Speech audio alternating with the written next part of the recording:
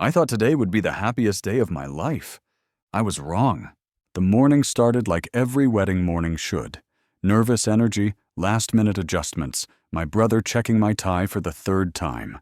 Anna had insisted on getting ready separately, something about tradition and the magic of seeing each other at the altar.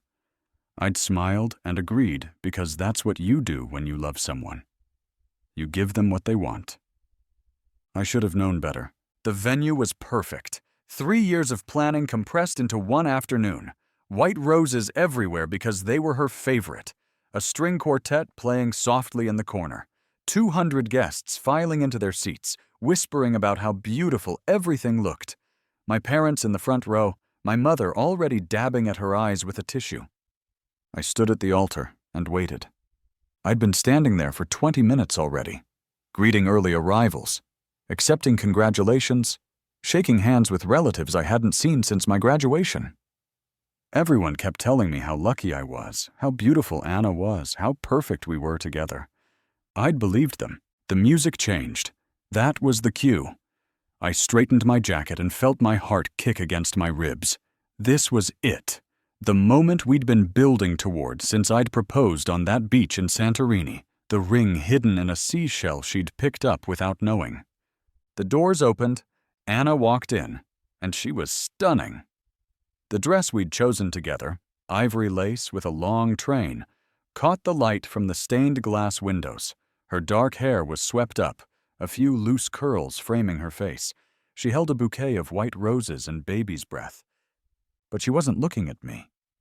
Her eyes were fixed on someone in the third row.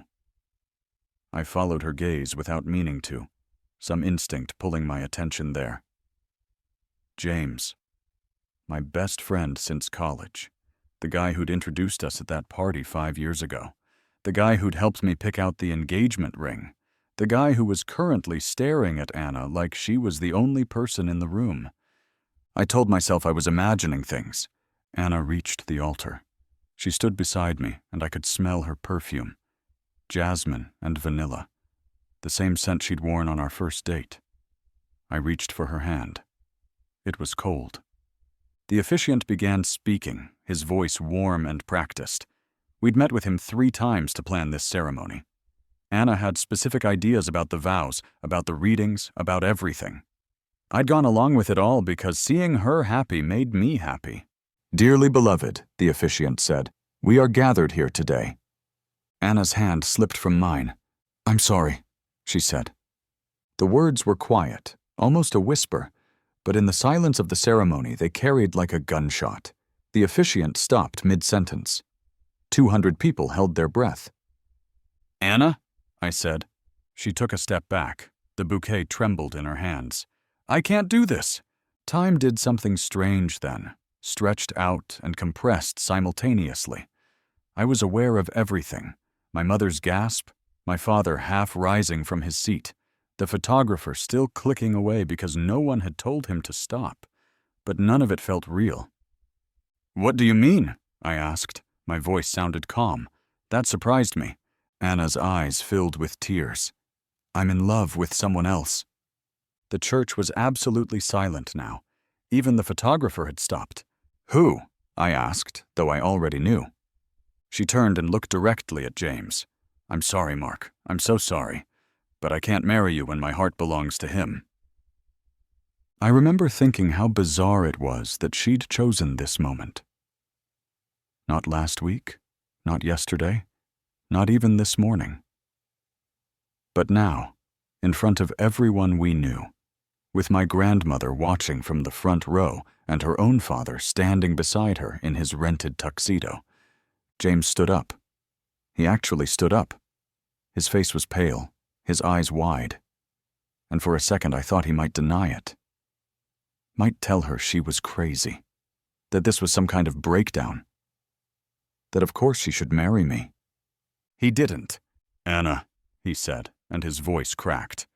"You mean it?" She nodded, tears streaming down her face now, ruining the makeup that had taken 2 hours to apply. "I love you, James. I've loved you for 2 years. I tried to stop, tried to make it go away. But I can't. I can't marry Mark when every time he touches me, I wish he was you. 2 years. I did the math automatically. 2 years ago was when James had moved back to town after his divorce, when he'd started coming to our apartment more often, when Anna had suggested we include him in more of our plans. Dinners, weekend trips, game nights. I'd thought she was being kind, supporting him through a difficult time. The pieces started falling into place. The way Anna had always insisted James sit next to her at dinners, how she'd started dressing up more when she knew he was coming over. The weekend she'd asked me to cancel our anniversary plans because James was having a crisis and needed us. Not us. Her. Mark, Anna said, turning back to me. Her mascara had made dark trails down her cheeks. Please say something. I looked at her. Really looked at her. The woman I'd planned to spend my life with. The woman I'd supported through graduate school while working 2 jobs. The woman I'd nursed through pneumonia last winter, making soup at 3 a.m. and reading to her when she couldn't sleep. You wore the dress, I said. She blinked. What? The dress we picked out together. You put it on, you did your hair, you walked down the aisle, you were going to go through with it. I didn't know how to tell you, she stammered. I kept hoping the feelings would fade, that on the wedding day I'd see you, and remember why I said yes, and everything would be okay again. But it didn't work out that way. No. I looked past her at James. He was still standing, frozen between his seat and the aisle, like he couldn't decide whether to come forward or run. He'd been the best man at my sister's wedding. He'd helped me move into my first apartment. We'd shared a hospital room when we both got food poisoning from bad sushi in college. Did you sleep with him? I asked. Anna's face went white. Mark, did you? She closed her eyes. Yes. The church erupted. Gasps, whispers, someone's aunt crying loudly. My brother moved toward the altar, but my father caught his arm, held him back. Smart man, my father. How many times? I asked. Please don't do this, Anna whispered. How many times did you sleep with my best friend while wearing my ring? She flinched like I'd hit her. I don't know. Maybe 10 times, maybe more. 10 times minimum. Probably more. Weeks, months of lying to my face, coming home to me after being with him, letting me kiss her, touch her, make plans with her, all while she was counting down the days until she could be with him instead. I remembered something then. A night 3 months ago when Anna had said she needed to stay late at work on a project. I'd offered to bring her dinner, but she'd insisted she'd grab something from the vending machine. When she'd come home at midnight, her lips had been swollen. She'd said she was getting sick, that her allergies were acting up. I'd made her tea with honey. The night you said you had that work project in July, I said. You were with him. She didn't answer, but she didn't need to.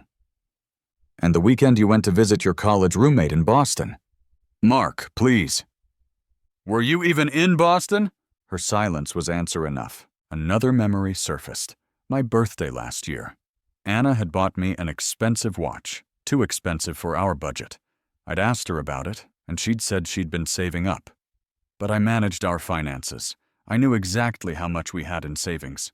My birthday present, I said. The watch. That was guilt money, wasn't it? She looked down at her bouquet. Yes.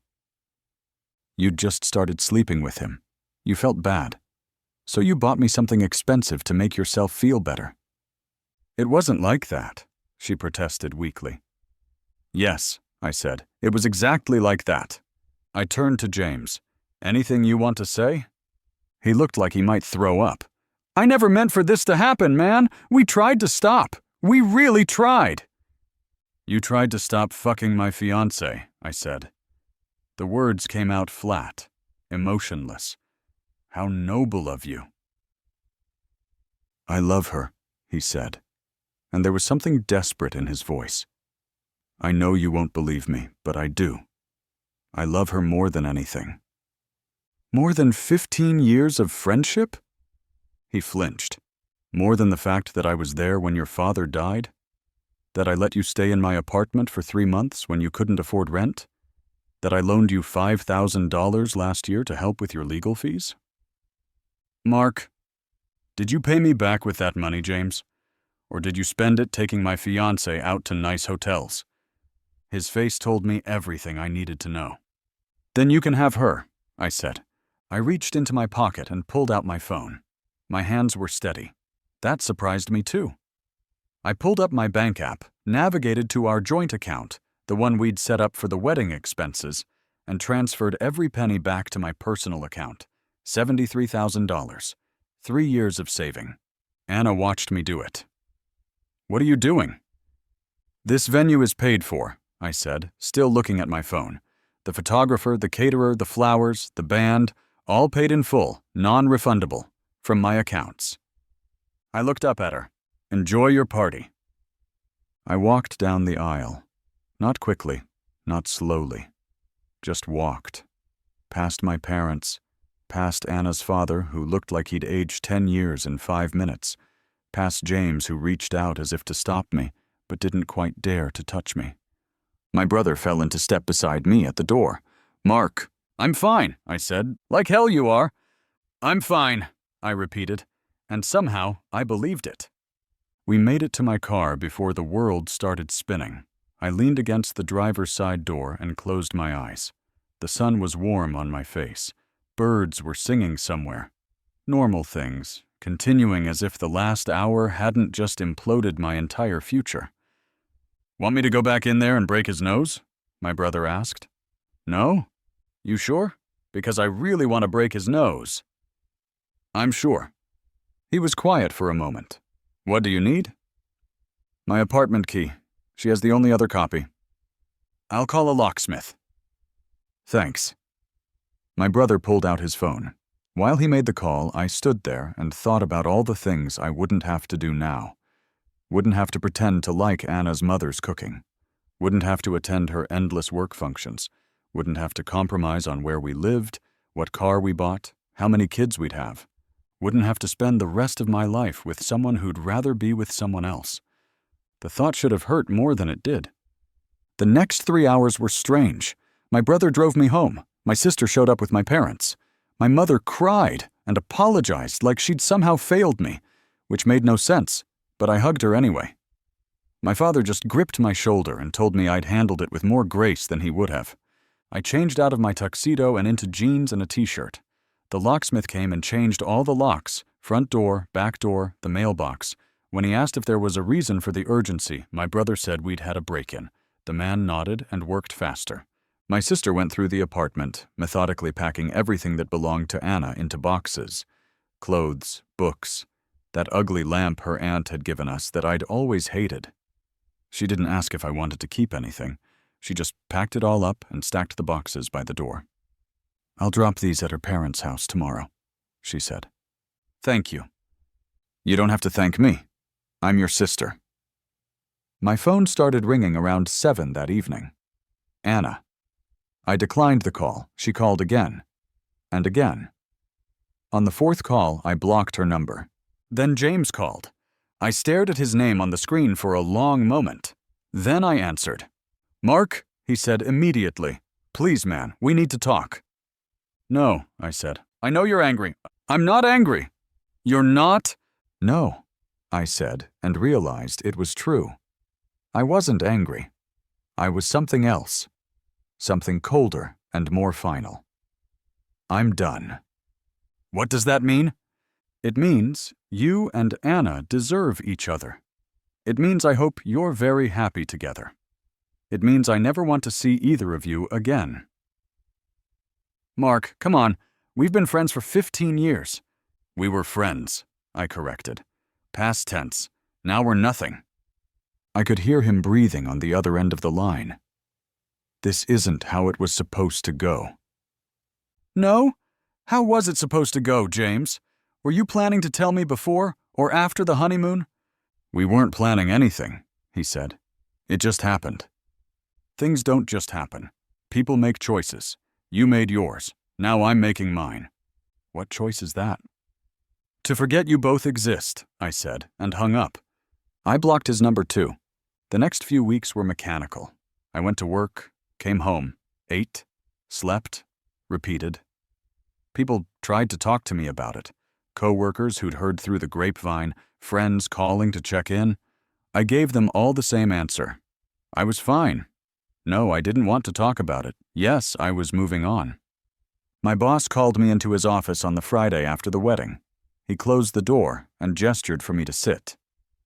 I heard what happened, he said. I figured, you want some time off? We can arrange it. No, I said. I want to work. He studied me for a moment. You sure about that? I'm sure. Work is the only normal thing I have right now. He nodded slowly. All right, but if you change your mind, let me know. I didn't change my mind. Work was good, work was predictable, numbers didn't lie, code didn't betray you. Problems had solutions that didn't involve trying to understand why someone you loved had spent 2 years systematically destroying your trust. Anna tried to reach me through other people. My mother said she'd called crying, begging to explain. My sister said she'd shown up at her house, wanting my new address. I asked them both to tell her to stop. They did. A month after the wedding that wasn't, I ran into Anna's maid of honor at the grocery store. Sarah. She'd been one of Anna's closest friends since high school. Mark, she said when she saw me. She looked uncomfortable. Sarah, how are you? Fine. She bit her lip. Anna's not doing well. I picked up a carton of milk and put it in my basket. That's not my problem anymore. She wants to apologize properly. She says you won't answer her messages. I blocked her. I know, that's why she asked me to... Sarah stopped, realizing what she was about to admit. To ambush me in the grocery store? I finished. She flushed. It's not an ambush. I just thought, you two were together for 5 years. Doesn't that count for something? I looked at her. Tell me something, Sarah. Did you know? Know what? About her and James. She went very still. You did, I said. It wasn't a question. I suspected, she admitted quietly, but I wasn't sure, and it wasn't my place to... It absolutely was your place, I said. You watched her lie to me for 2 years. You helped her plan a wedding she was never going to go through with. You stood beside her in that church, knowing what she was about to do. I didn't know she was going to confess during the ceremony, Sarah protested. I thought maybe she'd call it off before, or maybe go through with it and end things with James after. I never thought... You never thought she'd humiliate me in front of everyone I care about, I said. But she did, and you let her. Mark, I'm sorry. Everyone's sorry, I said. But sorry doesn't give me back the 5 years I wasted. Sorry doesn't give me back the money I spent on a wedding that didn't happen. Sorry doesn't change the fact that the 2 people I trusted most betrayed me in the worst way possible. I walked past her toward the checkout line. She didn't follow. 3 months after what I'd started thinking of as the disaster, I got a letter. Not an email, not a text, an actual handwritten letter. The return address was Anna's parents' house. I almost threw it away without opening it. But curiosity won. I sat at my kitchen table with a cup of coffee and unfolded 3 pages of Anna's familiar handwriting. Dear Mark, I know you don't want to hear from me. I know I have no right to ask for your time or attention after what I did. But I need to tell you this, even if you never respond. What happened at the wedding was the worst thing I've ever done. Not just confessing during the ceremony, though that was unforgivable, but all of it. The lying, the cheating, the betrayal. I destroyed something beautiful because I was too weak to be honest. I want you to know that it's over with James. It lasted 6 weeks after the wedding before we both realized we'd built our relationship on a fantasy. Without the secret, without the forbidden element, there was nothing there, just guilt and shame. He called me by your name in bed. Twice. The second time, I realized he wasn't in love with me. He was in love with what we were doing to you. The betrayal was the exciting part. Once we didn't have that anymore, we were just 2 people who'd destroyed their lives for nothing. I'm not telling you this to win you back. I know that's impossible. I'm telling you because you deserve to know that you were right. We didn't deserve each other, but not in the way you meant. You didn't deserve someone like me. Someone who would take your love and loyalty and kindness and throw it away for something that wasn't even real. I've started therapy. My therapist says I have a pattern of self-sabotage, that I destroy good things because I don't believe I deserve them. Maybe that's true. Maybe that's just an excuse. Either way, it doesn't matter. I hurt you beyond repair, and no amount of therapy will fix that. I hope you find someone who appreciates what you have to offer, someone who sees your worth and holds on to it. Someone who doesn't take 3 years to plan a wedding and then blow it up in the most spectacular way possible. I'm sorry doesn't cover it, but I'm sorry anyway. Anna. I read the letter twice. Then I folded it carefully, walked to the kitchen sink, and held a lighter to one corner. I watched it burn, the paper curling and blackening, Anna's words disappearing into ash. When it was done, I washed the ashes down the drain and poured myself another cup of coffee. 6 weeks of their grand romance. That's all it had taken for them to realize they'd blown up their lives for nothing. Part of me, a very small, petty part, felt satisfied by that. But mostly I just felt nothing. They'd made their choice. Now they had to live with it. 6 months after the disaster, my sister dragged me to a work event, some charity fundraiser her company was sponsoring. I didn't want to go, but she'd used the voice, the one that meant she wasn't taking no for an answer, so I put on a suit and showed up. That's where I met Rachel. She was standing by the bar, looking as uncomfortable as I felt, nursing a glass of wine and checking her phone every 30 seconds, like she was calculating the earliest socially acceptable time to leave. Not a fan of these things? I asked, ordering a whiskey. She looked up, startled, then smiled. Is it that obvious? You've looked at your phone 6 times in the last minute. Has it only been a minute? Feels like an hour. I laughed, realized it was the first time I'd laughed in months. We talked for 2 hours. She was a graphic designer, worked freelance, had moved to the city 3 months ago for a fresh start after leaving a job that was crushing her soul. She didn't ask about my past, didn't pry into why I was at a work event alone. She just talked about her work, her cat, her weird neighbor who practiced tuba at midnight. When the event ended, I walked her to her car. This was nice, she said. It was, I agreed. Maybe we could do it again sometime? Without the forced networking and lukewarm hors d'oeuvres? I hesitated. Not because I didn't want to, because I did. And that scared me. I should tell you something first, I said. Okay. 6 months ago, my fiancée confessed during our wedding ceremony that she was in love with my best friend. They'd been having an affair for 2 years. Rachel's eyes widened. Oh my God. I'm telling you because I'm not great at trust right now. And if we do this, if we go out, you should know that I come with baggage. She was quiet for a moment. Then, we all have baggage. The question is whether you're ready to try again. I think I am, I said. Maybe. Maybe is good enough for coffee, she said. We can work our way up from there. I smiled. Coffee sounds good. That was a year ago. Rachel and I have been together for 8 months now. She's patient with my occasional moments of doubt, doesn't push when I need space, calls me out when I'm being closed off. She's the opposite of Anna in every way that matters. Honest, direct, incapable of playing games. Last month she met my parents. My mother pulled me aside in the kitchen while Rachel was in the bathroom. I like her, she said. I do too. She's different from Anna. Yes. My mother touched my arm. You seem happy. I am, I said, and meant it. I don't think about Anna much anymore. When I do, it's not with anger or sadness. It's with a kind of detached gratitude. She showed me who she really was before we made an even bigger mistake. Before we bought a house together, had kids, built a life that would have been infinitely more complicated to untangle. James reached out once, about 6 months after the letter from Anna. He sent a text from a new number I hadn't blocked. I miss my friend. Can we talk?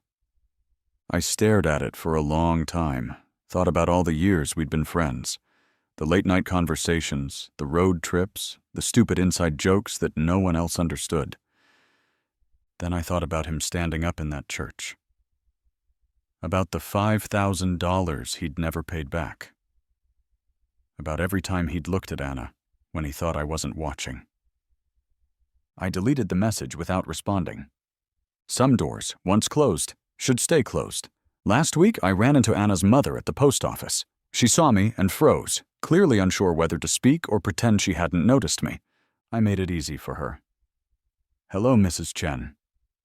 "Mark," she said, looking relieved. "How are you?" "I'm good. Really good." She smiled, but it was sad around the edges. "I'm glad. You deserved better than what happened." "Yes," I said simply. "I did." Anna's moved to Seattle. New job, new life. She asked me to tell you, if I ever saw you, that she hopes you're happy. "I am," I said. "Tell her I hope she finds whatever she's looking for." I meant it. I hoped Anna found peace, found someone who made her happy, found a way to forgive herself for what she'd done. Not because I'd forgiven her. I hadn't, and probably never would. But because carrying that much guilt seemed like its own kind of prison. But those were her consequences to live with, not my problem to solve. Mrs. Chen hesitated, then said, "She asks about you sometimes. Wants to know if you've met anyone." "What do you tell her?" "That it's none of her business anymore." I nodded. "That's the right answer." We parted ways after that. I watched her walk to her car, a woman who'd probably imagined me as her son-in-law, planned futures with grandchildren who would never exist. Another casualty of Anna's choices. Tonight, Rachel and I are cooking dinner together in my apartment. Not the one I shared with Anna. I moved 3 months after the wedding. Fresh start, clean slate. Rachel is teaching me how to make proper pasta from scratch, flour dusting her nose, laughing as I struggle with the pasta machine. "You're overthinking it," she says, coming up behind me to adjust my grip. "I overthink everything." "I know. It's part of your charm." She kisses my cheek, leaving a floury mark. I don't wipe it off. My phone sits face down on the counter, silent. No ghost calls from numbers I've blocked. No surprise letters. No chance encounters that require me to be anything other than exactly who I am now. Someone who learned a hard lesson about trust and came out the other side not bitter, but careful. The pasta comes out perfect. We eat it on the couch with cheap wine and a movie neither of us really watches because we're too busy talking, planning a weekend trip, deciding what color to paint the guest room. Normal things. Building things. The kind of quiet happiness that isn't dramatic or earth-shattering, but feels solid in a way nothing with Anna ever did. Rachel falls asleep against my shoulder halfway through the movie. I watch her breathe, steady and peaceful, and think about how different this is. How easy. How right. With Anna, everything had been a negotiation. A careful dance of compromises where I always seemed to be the one bending. With Rachel, things just work. When they don't, we talk about it like adults and figure it out. Revolutionary concept. That night, as Rachel sleeps beside me in bed, I think about the man I was a year ago, standing at an altar, waiting for a woman who was never going to choose me, building a future on a foundation that was already crumbling. I think about the dress she wore, the tears she cried, the words she said that shattered everything in a single moment. And I think, thank you. Thank you for showing me who you were before it was too late. Thank you for loving him more than you feared the consequences. Thank you for setting me free. I don't say it out loud. Don't send it in a letter or a message. Don't even think it with any heat or emotion. It's just a fact, cold and final and absolutely true. Anna gave me the greatest gift she could have, a reason to walk away without ever looking back. The door is closed. I'm not the one standing on the other side, hoping it might open again. And I never will be.